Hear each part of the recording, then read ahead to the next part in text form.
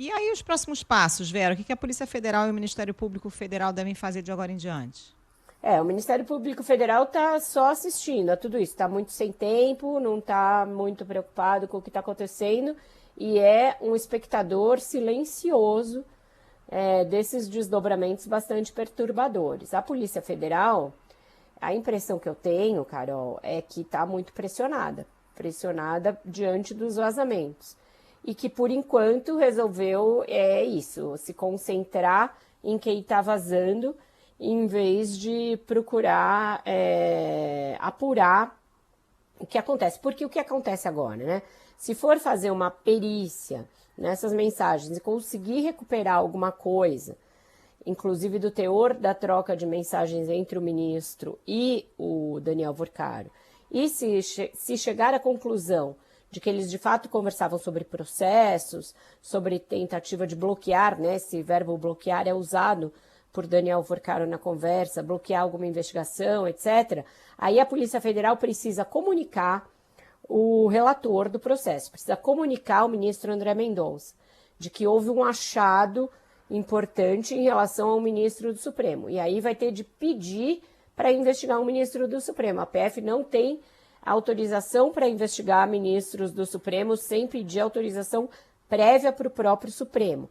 No caso do ministro Toffoli, quando eles chegaram àquelas informações de troca de mensagem com Vorcaro, de pagamentos, inclusive, feito pelo por um dos fundos ligados ao Master, à empresa familiar do Toffoli, eles fizeram um relatório específico sobre essa situação, levaram para o ministro Fachin, porque aí eles estavam diante de um possível cometimento de crimes e, portanto, tinham de comunicar diretamente ao Supremo. O que se conseguiu foi uma saída de cavalheiros em que o próprio Toffoli deixou a relatoria, mas até agora ele não é investigado pela Polícia Federal. Ele deixou a relatoria e continuou, inclusive está se dizendo aí tranquilo para votar nos procedimentos que dizem respeito a esse caso, votar na segunda turma. Na semana que vem tem uma decisão em plenário virtual para decidir se mantém as prisões até aqui ou não. Então, a situação em que todo mundo parece pisar em ovos para tratar o caso dos ministros do Supremo. Então, eu vejo uma situação, um momento de paralisia, em que o Ministério Público está absolutamente omisso e a Polícia Federal está diante da necessidade de precisar avançar nas investigações, e ela vem avançando em muitas das investigações, mas essa barreira que representa o fato de que você tem ministros do Supremo no meio do negócio. Tem outra dimensão dessa investigação, né, Vera, que que é a dimensão das CPIs. Tem uma mista, que é a do INSS, e tem a do crime organizado no Senado. Quais as próximas iniciativas dos parlamentares diante do que se viu até agora? Eles querem avançar, principalmente porque as duas são compostas ali por vários partidos, como é o óbvio em CPIs desse tipo, e cada um tem o seu interesse de avançar aqui e ali. O que eu acho que vai acontecer é que vai chegar o prazo para elas terminarem, e esse prazo está chegando agora, uma termina esse mês, a outra termina em abril, e a cúpula do Congresso vai fazer de tudo para que elas terminem nesse prazo, não sejam prorrogadas, e para daqui para frente tentar fazer um novo torniquete no que elas recebem de informação.